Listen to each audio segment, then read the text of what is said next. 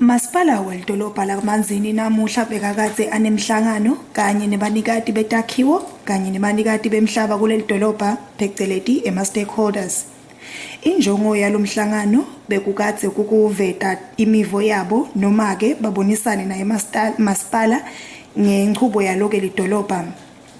Ngakulokunye bebakade batokhetha lona libandla lelitawubuka noma-ke lihlele inqubo yelidolobha phecelezi i-town planning scheme. Ngekusho kwameya walokho lidolobha laKamanzini umnumzane Quentin Ellis uthi lo mhlangano umcokwa ngoba-ke bafuna kusebenzisa imivo yawo-ke ema-stakeholders mayelana nokuchuba lidolobha. Namuhla sibete ema-stakeholders asedolobheni kaManzini nase-Ward 6. Ward 6 kulapha ngesheya e-GV, eGrenville, nasemavuso. Sifuna kuva ukuthi actually sithatha imivo yabo ngendzaba ye-town planning scheme. Mhlawumbe uma ngachaza kancane ukuthi yini le-town planning scheme. I-town planning scheme ngule document le-guide lokuthi umhlaba sengumasipala siwusebenzisa kanjani edolobheni.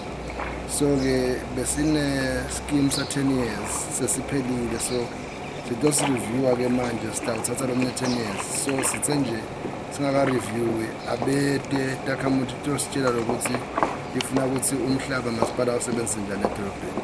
Sihlangane ngaloko nje sasiwethu kumcwa kakhulu ukuthi sibe nomhlangano njengalona, ikakhulu ngoba masipala akude kadendela kona. Lokuningi lakwenda kumasipala ukuthatha kule takhamuthi.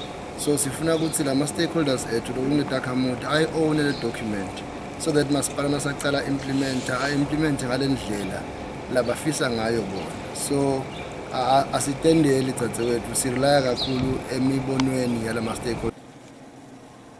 Etindzabeni te-channel emaswati nginginonto bekuthabetse nginanonhlanhla thwala sikaManzini.